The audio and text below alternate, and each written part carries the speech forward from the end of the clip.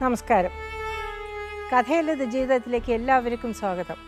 അമൃത ടിവിയും Kerala state legal services അതോറിറ്റിയും ഒന്നിക്കുന്ന ഈ പരിപാടിയിൽ ഇന്ന് നമുക്ക് നിയമസഹായം നൽകുവാൻ ഇവിടെ എത്തിച്ചേർന്നിട്ടുള്ള KELSA panel members, judicial member ബഹുമാന്യ judge Shri Muhammad Yusuf, advocate member Shri Suresh Babu, സാമൂഹ്യ പ്രവർത്തകൻ ശ്രീ PV ശിവദാസ്.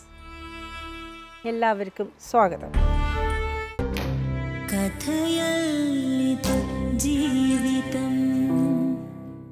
അങ്ങനെ ഞാൻ പറയത്തില്ല മാഡം. അല്ല, ഇവര് പറഞ്ഞു ശരിയാണോ എന്നാ ചോദിക്കണേ. അല്ല, അത് തെറ്റാ. അച്ഛനും അമ്മയ്ക്കും ആ കുട്ടിയോടല്ല സ്നേഹം. അല്ല, ആ കുട്ടിയോടല്ല ഇവിടെ അടുത്ത സ്നേഹം. പിന്നെ അവിടെ അടുത്ത് ഞാൻ എൻ്റെ കോളിൽ വിളിക്കുകയാണ് മാത്രം, ഫോൺ എടുക്കുകയാണ്. എല്ലാ ശനി ഞായറും നിങ്ങളുടെ അമ്മ അവിടെ വരാറുണ്ട്? ഇല്ല ഇല്ല. പൈസ നിങ്ങൾ കൊടുക്കാറുണ്ട് അത്ര ചെലവിന്? ഇല്ല. അമ്മയ്ക്ക് ഒന്നുമില്ല. നിങ്ങളുടെ കുട്ടികൾ ഇപ്പോഴത്തെ ഈ പിന്നെ തമിഴ് അരസിലുണ്ടായിട്ടുള്ള കുട്ടികളെ നിങ്ങളുടെ വീട്ടിൽ കൊണ്ടുപോകാറുണ്ടോ? ഒരു പ്രാവശ്യം വന്നിട്ടുണ്ട് സാറേ. ആര്? അമ്മ കൊണ്ടുവന്നു? അമ്മ കൊണ്ടുവന്നു. ആൺകുട്ടി നിങ്ങളോടൊപ്പം അല്ല? അല്ലല്ല, ഇവിടെ വന്നപ്പോ കണ്ടു. നിങ്ങൾ ഈ കുട്ടികളെ കാണാൻ പോകാറുണ്ടോ? കാണാൻ പോകും. ഞാൻ കാണാൻ പോയി കഴിഞ്ഞാൽ ഞാൻ കണ്ടിട്ടുണ്ട് ഇപ്പോൾ ആ പിള്ളേരായിട്ട് തല്ലി. എന്തിനാ നീ അവൻ്റെ കൂടെ പോയ, അവൻ്റെ കൂടെ ചേരുമെന്ന് പറഞ്ഞ് പിള്ളേരായിട്ട് അടിച്ച് തല്ലി ഇതാകും. പിന്നെ ഞാൻ എന്തെങ്കിലും പിള്ളേർക്ക് വാങ്ങിച്ചു കൊടുക്കുകയാണ്, ഒരു തുണിയോ തിന്നാൻ എന്ത് വാങ്ങിച്ചു കൊടുത്താലും ആ സാധനം അന്നേരം എടുത്ത് പുറത്ത് കളയും, അല്ല തീ കത്തിച്ച് കളയും ഇവള്. അതുകൊണ്ട് ആ പിള്ളേർ എന്നെ എവിടെയെങ്കിലും റോഡിൽ വെച്ച് കണ്ടാലും എൻ്റെ അടുത്ത് പറയും, പപ്പ എനിക്ക് എന്തെങ്കിലും തിന്നാൻ വാങ്ങിച്ചു തരാണ്, ഇവിടെ തന്നെ ഞാൻ തിന്നേച്ച് പോക്കോളാം, വീട്ടിൽ നിന്ന് പറഞ്ഞ ഒരു സാധനം ഞങ്ങൾക്ക് വാങ്ങിച്ചു തരരുതെന്ന് പറഞ്ഞിട്ടുണ്ട്. പിന്നെ ഈ ഇടയ്ക്ക് ഒരു ബൊമ്മയൊക്കെ വാങ്ങിച്ചു കൊടുത്തുവിട്ടായിരുന്നു. അവൻ ചോദിച്ചിട്ടാണ് വാങ്ങിച്ചു കൊടുത്തുവിട്ടെ, ചെറുക്കനും പെണ്ണും കൂടെ. അതും ഇവിടെ അടുത്ത് കത്തിച്ച് കളഞ്ഞെന്ന് അവൻ പറഞ്ഞു. അങ്ങനെ പിള്ളേരെ എൻ്റെ അടുത്ത് അടുപ്പിക്കാനും വിടത്തില്ല, എന്നെ ആ വീട്ടിൽ കയറത്തില്ല. അത് ആ കുട്ടി പറഞ്ഞു, ഇയാളുടെ അച്ഛനും അമ്മയുടെ അടുത്തേക്ക് പോലും ആ കുട്ടി ആ മക്കളെ വിടാറില്ല എന്ന്. കാരണം ആ കുട്ടിക്ക് പേടി മക്കൾ തന്നിൽ നിന്നും അകന്നു പോവുമെന്ന്. അങ്ങനെ ഇപ്പോൾ പോലും ഈ ഷൂട്ടിന് വന്നപ്പോൾ പോലും അച്ഛനെ കണ്ടപ്പോൾ ആ മകൻ അങ്ങോട്ട് പോയി. അമ്മ വിളിക്കുമ്പോൾ വരുന്നില്ല. ഇത് കോടതിയിൽ പറയുന്നത് നോട്ട് ദി പോയിന്റ്. ഇല്ല മാഡം, നമ്മളെ പിള്ളേരെ രണ്ടുപേരും തനിച്ച്, ഞങ്ങളില്ലാതെ തനിച്ച് വെച്ച് വിളിച്ച് ചോദിക്കാം. പിള്ളേരുള്ള സത്യമല്ല പറയാം. പിള്ളേർ ഓരോ ദിവസം ഇപ്പം ഈ കൊച്ചി രാവിലെ ഇവിടെ വന്നിട്ട് ചോറിനാകുമ്പോൾ എൻ്റെ അടുത്ത് പറഞ്ഞ്, ഇപ്പോൾ എനിക്ക് സാധനം ചോറ് വാങ്ങിച്ചാൽ നല്ല വിശപ്പാന്ന് പറഞ്ഞു. അങ്ങനെ താഴെ ക്യാൻറ്റീനിൽ ചെന്ന് സാധനം ചോറെടുത്ത് കൊടുത്ത് എൻ്റെ അടുത്ത് പറഞ്ഞു, ഭയങ്കര ചൂടാ ചോറ്, ഒന്ന് കറിയൊക്കെ വിരവി തരാൻ പറഞ്ഞു. എന്നിട്ട് ആ കൊച്ചു എൻ്റെ അടുത്ത് പറയാം, പപ്പ ചോറ് വിരവി തന്നിട്ടാ പപ്പ പൊക്കോ, ചിലപ്പോൾ അമ്മ ഇറങ്ങി വന്നാലേ എൻ്റെ ഭാവി പോയി എന്ന് ആ കൊച്ചിൻ്റെ അടുത്ത് പറയുക. പറഞ്ഞ് തീരുന്നതിന് മുമ്പ് ഇവള് പുറകെ ഇവള് വന്നു പറഞ്ഞാൽ ആ കൊച്ചിത് ഇങ്ങനെ പേടിക്കുക. അയ്യോ പപ്പ പോന്ന് പറഞ്ഞാൽ പേടിക്കുക. അന്നേരം ഞാൻ പറഞ്ഞു, ഞാൻ കൈയിട്ട് വെളിയിലിറങ്ങിയത്. അന്നേരം ആ ചെറുക്കനെ ഒരു തല്ല് തല്ലിയെന്ന്. അന്നേരം അപ്പോൾ അവൻ എൻ്റെ കൂടെ ഇറങ്ങി ഓടി വന്ന് അവനൊരു തല്ല് തല്ലി. എന്നിട്ട് അവൻ്റെ അടുത്ത് പറഞ്ഞിരിക്കുക, നീ അവിടെ ചെന്നിട്ട് അവരുടെ കയ്യക്കാലിലൊക്കെ വീണാണേലും നുണയെ പറയാവുള്ളെന്ന് പറഞ്ഞാൽ അവൻ്റെ അടുത്ത് അവൻ പറയാം, പപ്പ അമ്മ മൊത്തം നുണയാ പപ്പ പറയുന്നത്, നുണ പറയുകയെന്ന്. ഞങ്ങൾ രണ്ടുപേരില്ല, ആ രണ്ട് പിള്ളേരെയും വിളിച്ച് വെച്ച് നിങ്ങൾ ചോദിച്ചു നോക്കും മാഡം. മോൻ എത്ര പ്രായമുണ്ട്? മോനിപ്പോൾ എത്രാം ക്ലാസ്സിലാണ്? 9. അവൻ 2ാം ക്ലാസ്സിൽ. ആ ചെറുക്കൻ എൻ്റെ കൂടെ വന്നു കഴിഞ്ഞ് ഇവൾ ആ വണ്ടിയുടെ അടുത്ത് വെച്ച് എൻ്റെ അടുത്ത് വഴക്കിന് വന്നു. അന്നേരം അവിടെ കൊണ്ടവർ പറഞ്ഞു, എന്നാ പ്രശ്നം എന്നാന്ന് പറഞ്ഞ് ഇങ്ങോട്ട് മാറ്റി വിട്ടു. ഞാൻ മിണ്ടാതെ വന്ന്. പിന്നെയും അവനെ പേടിപ്പിക്കുക. ഈ ഒരു കത്തിയൊക്കെ എടുത്ത് ഇങ്ങനെ കഴുത്ത വെച്ചിട്ട്, നീ അവൻ്റെ എന്നെ കണ്ടു കഴിഞ്ഞാൽ അവൻ്റെ മുഖത്ത് പോലും നോക്കി കഴിഞ്ഞാൽ നിന്നെ ഞാൻ കൊന്നുകളയും, ഇല്ല ഞാൻ തന്നെ ചാകും, അല്ല നിന്നെ കൊന്നുകളയെന്ന് പറയുക. ചോറുണ്ടില്ല കുട്ടി? ചോറുണ്ടില്ല, ഉണ്ണാൻ വിട്ടില്ല.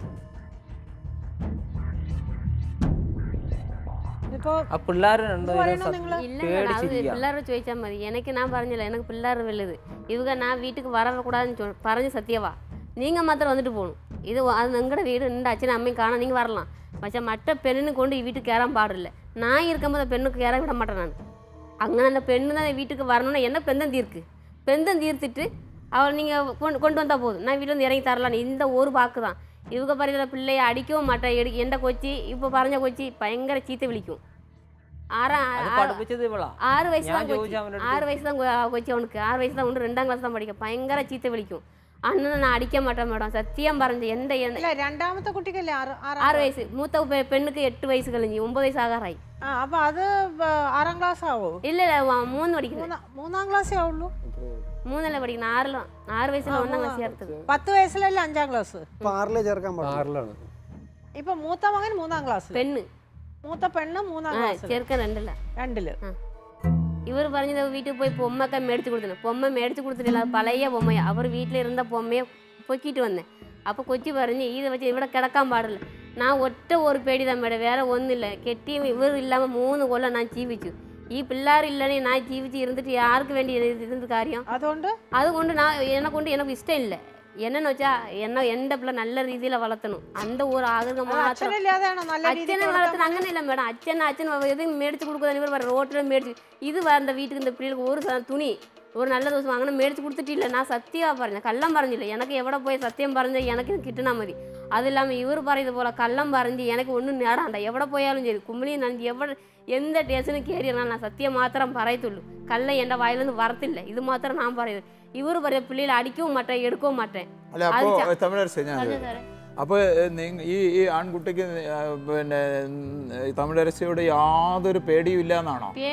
പേടിയില്ല സാർ. അവനക്ക് പേടി ഉണ്ടെങ്കിൽ നമ്മ അമ്മ അല്ലല്ല, ചോദിക്കണതിന് ഒരു മറുപടി പറയും. പേടി ഉണ്ടോ ഇല്ലയോ? എന്നെ കണ്ട അവന് പേടിയില്ല. ഇപ്പൊ ഊണ് കഴിക്കുന്ന സമയത്ത് അമ്മയെ കണ്ടപ്പോ ഇങ്ങനെ പറഞ്ഞു, അയ്യോ അമ്മ കണ്ടു. രണ്ടാമത്തെ ചെറുക്കൻ അന്നേരം തന്നെ ചെറുക്കനെ വഴക്ക് പറഞ്ഞപ്പോ ഇറങ്ങി വന്ന്. ഈ കുട്ടിയുടെ ജീവിതത്തിന് നിങ്ങൾ എന്താ ഉത്തരവാദിത്വം കൊടുക്കണത്? എനിക്ക് ഇവളുടെ കൂടെ ഉള്ള ജീവിതം പേടിച്ച് ഇവളുടെ കൂടെ ജീവിതം വേണ്ടെന്ന് പറഞ്ഞ് ഞാൻ മതിയാക്കണം, വേറെ വിവാഹം കഴിക്കാൻ തയ്യാറത്. നിങ്ങൾ ചെയ്തത് മൊത്തം തെറ്റാണ്. ആദ്യം അത് മനസ്സിലാക്കണം. നിങ്ങളുടെ തലയുടെ മുകളിൽ ഒരു കത്തി തൂങ്ങിക്കൊണ്ടിരിക്കുകയാണ്. കാരണം ഇത് സ്ത്രീ പീഡന കേസിലാണ് നിങ്ങളെ അറസ്റ്റ് ചെയ്തിരിക്കുന്നത് എന്നാണ് ഞങ്ങൾ മനസ്സിലാക്കുന്നത്. അങ്ങനെയാണെങ്കിൽ ഇതൊരു വലിയൊരു കേസാണ്. അത് അല്ലാതെ നിങ്ങൾക്ക് വിചാരിക്കുന്ന പോലെ പെട്ടെന്ന് ഇതാവില്ല.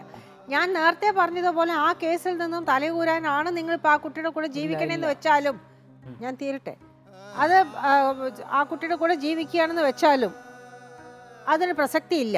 ആ കുട്ടിയുടെ കൂടെ നിങ്ങൾ ജീവിച്ചാലും ഒരു കുട്ടി ഉണ്ടായാലും കേസ് തന്നെയാണ്. അത് മുമ്പോട്ട് പോകും. അത് പ്രൂവ് ചെയ്ത് കഴിഞ്ഞാൽ, അത് ശരിവെച്ച് കഴിഞ്ഞാൽ നിങ്ങൾക്ക് അതിനുള്ള ശിക്ഷ കിട്ടുകയും ചെയ്യും. ഇപ്പോൾ ആ കുട്ടിയുടെ കൂടെ ജീവിച്ചു, ആ കുട്ടിക്ക് ഒരു ജീവിതം കൊടുത്തതോ സിനിമയിൽ അങ്ങനെയൊക്കെ പറയും. പക്ഷെ ജീവിതത്തിൽ അത് നടക്കൂല, ഇല്ലേ?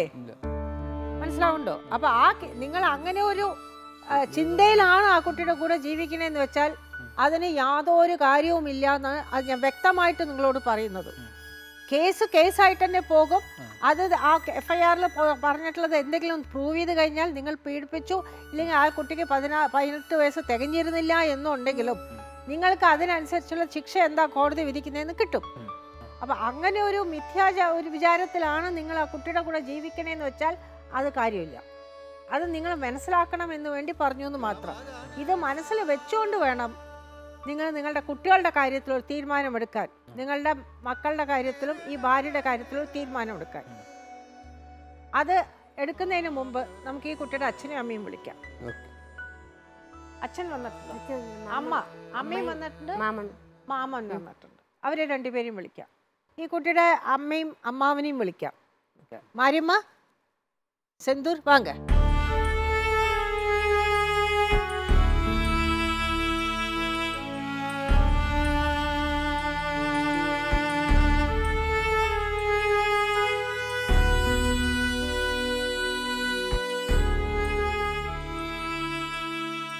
தூத்துக்குடியா?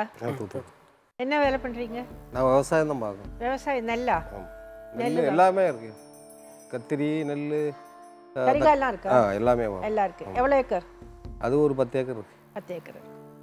உங்க வீட்டுக்காரர்? வீட்டுக்காரர் கிடைச்ச வேலைக்கு போவாங்க. கிடைச்ச வேலைக்கு போவாங்க. கால் ஏதோ பிரச்சனை? ஆமா ஆமா. கால் வச்சோம், வேற வேலை வெட்டிக்கு போக முடியாது. எந்த கால்? இந்த வலது கால். இது ஒடிஞ்சு போச்சு, கீழ விழுந்து ஆக்சிடென்ட் ஆகி ஒடிஞ்சிட்டு. அவ்வளவுதான். வேற சரியாகலையா? அது வச்சிருக்காங்க, அது சரியா சேஃப்டி ஆகாம வேலை வெட்டிக்கெல்லாம் போக முடியாது. சரி, இந்த பொண்ணு காதலிச்சான்னு கல்யாணத்தை பண்ணி வச்சிட்டீங்க? ஆமா, காதலிச்சான்னு கட்டி வச்சோம். சொல்லுங்க. காதலிச்சான்னு கல்யாணத்தை பண்ணி வச்சீங்க. அவங்க அதுக்கு முன்னாடி 3 மாசம் ஒண்ணா போய் இருந்தாங்களா கோயம்புத்தூர்ல? ஆமா. அதனால தான் கல்யாணம் பண்ணி வச்சீங்களா? விசாரிக்காம கல்யாணம் பண்ணி வச்சீங்களா? இல்லைம்மா சொல்லுங்க. அவங்க வந்து வேலை பார்க்கும்போது 2 பேரும் காதலாகி பண்ணிட்டாங்க. 2ஆவது நாள் இவங்க வந்து கூப்பிட்டுட்டு ஊருக்கு வந்துட்டாங்க. கல்யாணம் ஆகிறதுக்கு முன்னாடியே ஆமாம், ஊர் வந்து எங்களை கட்டி வச்சிருங்க அப்படின்னு சொல்ல போய் தான் ஊரில் ஓட்டப்படாததில் தாலி கட்ட பண்ணது. உங்க ஊருக்கு வந்து ஆமாம் ஆமாம் ஆமாம் இவங்க வேலை பார்க்குற இடத்துல ஒண்ணா இருந்தாங்க, பார்த்தாங்க, காதலிச்சாங்க, ஆமாம் அவங்க ஒண்ணா வாழ்ந்துட்டாங்க. ஆமாம். அவங்க தாய் தப்புல சம்மதிக்க மாட்டேன்னு சொல்லி எங்கள் நாட்டுக்கு கூட்டு வந்துட்டாங்க. கூட்டு வந்துட்டு. ஆமாம். ஆனா அவர் என்ன சொன்னார் தெரியுமா? ஆ திருவிழா பார்க்க வந்தா நீங்க தான் அவங்களை கட்டாயப்படுத்தி கல்யாணம் பண்ணி வச்சீங்க. இல்லை இல்லை அதெல்லாம் கிடையாது. கூட்டு வந்துட்டாங்க, அங்கே வச்சு சிவன் கோயில் வச்சு தாலி கட்டி விட்டாங்க. കോയിൽ വെച്ച് കെട്ടണം. മാഡം അതൊന്ന് അതായത് express ചെയ്യണം. ഇയാൾ പറയുന്നത് എന്താ വെച്ചാൽ സ്നേഹിച്ചു, അവരൊരുമിച്ചായിരുന്നു, എന്നിട്ട് വീട്ടിലേക്ക് കൂട്ടിക്കൊണ്ടുവന്നു, ഇവരുടെ വീട്ടിലേക്ക് കൂട്ടിക്കൊണ്ടുവന്നിട്ട് പറഞ്ഞു ഞങ്ങൾ തമ്മിൽ ഒരുമിച്ച് സ്നേഹിക്കുകയാണ്, ജീവിക്കുകയാണ്, ഞങ്ങളെ കല്യാണം കഴിപ്പിച്ച് വെച്ചോളാം, ഞങ്ങളുടെ വീട്ടുകാർ സമ്മതിക്കില്ല എന്ന് പറഞ്ഞു. അങ്ങനെയാണ് കല്യാണം കഴിപ്പിച്ച് വെച്ചേ. ഏതായാലും ഒരുമിച്ച് ജീവിച്ചു കഴിഞ്ഞു അവർ. അങ്ങനെ കല്യാണം കഴിപ്പിച്ച് വെച്ചു എന്നാണ് അവർ പറയുന്നത്. ഇല്ല മേഡം, അവള് പറയട്ടെ മേഡം, അങ്ങനെയല്ല. ഒരുമിച്ച് ഞങ്ങൾ അതിന് മുമ്പ് ആ കുട്ടി ജീവിച്ചിട്ടില്ല. പറഞ്ഞത് അങ്ങനെയാണ്. ഇല്ല, അങ്ങനെ ഒരുമിച്ച് ജീവിച്ചിട്ടില്ല മേഡം. 3 മാസം നിങ്ങൾ ഒരുമിച്ച് ജീവിച്ചു എന്നാണ് പറയുന്നത്. അതായത് ഈ കുട്ടി പറഞ്ഞ എന്താന്ന് ഇപ്പോൾ ഞാൻ പറയാം, നേരത്തെ ഞാൻ പറഞ്ഞിട്ടില്ലായിരുന്നു. ഈ കുട്ടി പറഞ്ഞ എന്താന്ന് വെച്ചാൽ ഈ നിങ്ങൾ തമ്മിൽ സ്നേഹിച്ചിട്ട് നിങ്ങളുടെ ആ കുട്ടിയുടെ നാട്ടിലേക്ക് പോയി. നാട്ടിൽ പോയിട്ട് ആ കുട്ടിയുടെ അച്ഛനും അമ്മയോടൊക്കെ പറഞ്ഞു ഇങ്ങനെ. അപ്പോൾ അവർ പറഞ്ഞു എല്ലാ തമിഴ്നാട്ടുകാർക്കും മലയാളത്തുകാർക്കും ഒന്നും പറ്റില്ല, ഒരുമിച്ച് പോകാൻ പറ്റില്ല, അതുകൊണ്ട് ആ കല്യാണത്തിന് അവർ സമ്മതിച്ചില്ല. അപ്പം ആ കുട്ടി നിങ്ങളുടെ കൂടെ ഓടിപ്പോന്ന് കോയമ്പത്തൂർ വെച്ച് 3 മാസം വേറൊരു മില്ലിൽ ജോയിൻ ചെയ്ത് 3 മാസം നിങ്ങൾ ഒരുമിച്ച് ജീവിച്ചപ്പോൾ ഈ കുട്ടിയുടെ അച്ഛന് ഹാർട്ട് അറ്റാക്ക് വന്നു. சரியா? ഹാർട്ട് അറ്റാക്ക് വന്നത് உங்க புருஷனுக்கு வீட்டு இவரை இந்த பொண்ணை காணான்னு சொல்லி ஆமாம் வந்துச்சு. உங்க வீட்டுக்காரருக்கு ഹാർട്ട് അറ്റാക്ക് വന്നു. ஆமாம் வந்துச்சு. അങ്ങനെ കാണുന്നില്ല എന്ന് പറഞ്ഞിട്ട് മകളെ കാണാനില്ല എന്ന് പറഞ്ഞ് ഹാർട്ട് അറ്റാക്ക് വന്ന് അച്ഛനെ അന്വേഷിക്കാൻ അത് അറിഞ്ഞിട്ട് വിളിച്ചു മകള്, ഞങ്ങളിങ്ങനെ ഒരുമിച്ച് ജീവിക്കുകയാണ്, അച്ഛൻ എങ്ങനെയാണ്. അപ്പോൾ അവർ വന്ന് കൂട്ടിക്കൊണ്ടുപോയി. എന്നാൽ പിന്നെ നിങ്ങൾ കല്യാണം കഴിച്ചോളൂ, ഇനിയിപ്പോൾ ഇത് പറഞ്ഞിട്ട് കാര്യമില്ല എന്ന് പറഞ്ഞ് കല്യാണം കഴിപ്പിച്ച് വെച്ചു എന്നാണ് ആ കുട്ടി ഞങ്ങളോട് പറഞ്ഞ കഥ. അങ്ങനെ അല്ല എന്നാണ് നിങ്ങൾ പറയുന്നത്. അങ്ങനെയല്ല മേഡം. അങ്ങനെയല്ല, അനീഷ് പറയുന്നത് എങ്ങനെയാണ്, ഞാൻ സമ്മറൈസ് ചെയ്യട്ടെ. അനീഷ് പറഞ്ഞ അങ്ങനെയല്ല. പിന്നെ ആ പെൺകുട്ടി വീട്ടിൽ ചെന്ന് പറഞ്ഞു എനിക്ക് അനീഷിനെ ഇഷ്ടമാണെന്ന് പറഞ്ഞാൽ ഒരു അമ്പലത്തിൽ ഒരു ഉത്സവത്തിന് കൊണ്ടുപോയി ഈ പയ്യൻ എനിക്ക് ഇഷ്ടമാണെന്ന് പറഞ്ഞു. അപ്പോൾ അവർ അനീഷിൻ്റെ അടുത്ത് പറഞ്ഞു ഈ പെൺകുട്ടിയെ കെട്ടിക്കൂടെയെന്ന്. അപ്പോൾ അനീഷ് വിചാരിച്ചു ഓക്കെ എന്നാൽ പിന്നെ കെട്ടിയേക്കാന്ന്. അങ്ങനെ വീട്ടിൽ പറയണമെന്ന് പറഞ്ഞപ്പോൾ ഇതാണ് അനീഷ് ഞങ്ങളോട് പറഞ്ഞത്. അതാ മേഡം നടന്നത്. അല്ലാതെ ഞങ്ങൾ 3 മാസം അതിന് മുമ്പ് ഒരുമിച്ച് ഞങ്ങൾ ജീവിച്ചിട്ടില്ല. നിങ്ങൾ ഒളിച്ചോടി പോയിട്ടില്ല? ഇല്ല. ശരി, എന്തായാലും കല്യാണം നടന്നു. അതിനിപ്പോൾ വിട്ടേക്ക്. കല്യാണം നടന്ന് നിങ്ങൾ 6 മാസം കഴിഞ്ഞിട്ടാണ് ഇയാൾ ഈ കുട്ടീനെയും കൊണ്ട് ഭർത്താവിൻ്റെ വീട്ടിൽ പോയി എന്നാണ് അനീഷ് പറഞ്ഞത്. 3-ാം ദിവസം ഈ കുട്ടിയും കൂട്ടി നിങ്ങളുടെ വീട്ടിലേക്ക് വന്നു എന്നാണ് ഈ കുട്ടി പറഞ്ഞത്. ഇല്ല മേഡം, ഇത് ഭയങ്കര വ്യത്യാസം ഉണ്ട് കേട്ടോ. கெட்டிச்சு வச்சு இது ஒரு 3 ദിവസം தான் கெட்டிச்சு மறு ദിവസം நாங்கள் 3 ദിവസം கழிச்சு வீடு வந்து கேரளாக்கு வந்தாச்சு. இல்ல மேடம். புருஷன் வீட்டுக்கு இவளை கல்யாணம் ஆன கொஞ்சம் 3வது நாள் இருந்துட்டு அதுக்கப்புறம் நாங்கள் எங்கள் அப்பா அம்மா வர சொல்லிட்டாங்க அப்படின்ட்டு அவங்க அண்ணிகிட்ட கேட்ட தெரியும். அவங்க புள்ளுவாரும் அவங்க அண்ணிக்கு தெரியும். பையனோட அக்கா ஒரு ஆள் இருக்காரு, அவங்ககிட்ட கேட்டால் எல்லா மேட்டும் தெரிஞ்சுவோம் எப்படி நடந்துச்சு. அவங்களுக்கு தெரியும் மேடம், அவங்க 2 பேர் தான் உண்டு. அவங்களுக்கு விழிச்சு அவங்களோட கூட போய் அக்காவிட்டே கேட்டுக்கலாம் நடந்த சரி, மேட்டம். அது என்னமோ ஆகட்டும். அது இப்போ அக்காட்ட கேட்டது இப்போ என்ன இருந்தாலும் இவங்க புருஷன் பொண்டாட்டியா 9 வருஷம் 10 வருஷமா இருக்காங்க. ஆமாம் ஆமாம் இல்லையா? ஆமாம். இப்போ இந்த ஆளுக்கு இந்த பொண்ணை வேண்டான்னு சொல்றேன். ரைட்டு. என்னன்னா இந்த பொண்ணு வீட்டு வேலை பார்க்கறது இல்லை, குழந்தைங்களை பார்க்கறது இல்லை, அடிக்கிறா, எந்த விதத்தும் இல்லை, புருஷனை சரியாக கவனிக்கிறது இல்லை, வீட்டுக்கு எந்த வித காரியமும் வீட்டில் பண்ணுறது இல்லை, ஒரு குழந்தைக்கு துணி துவைக்கிறது கூட அவங்க தான் பண்ணுறாங்க, அப்படி இப்படின்னு சொல்கிறாரு. நான் வந்து வேற பொண்ணை கல்யாணம் பண்ணிய போகிறேன் அப்படின்னு சொன்னதுக்கு நீ பண்ணிக்கோன்ட்டாரான் இவனும். அப்படியே அந்த ஆள் வேற ஒரு பொண்ணை லவ் பண்ணி கல்யாணம் பண்ணிக்கிட்டாருன்னு சொல்கிறாரு. அந்த ஆளுக்கு உங்கள் பொண்ணை வேண்டான்னு சொல்கிறாரு. சரி, கண்டிப்பாக சொல்கிறாரு. சரி.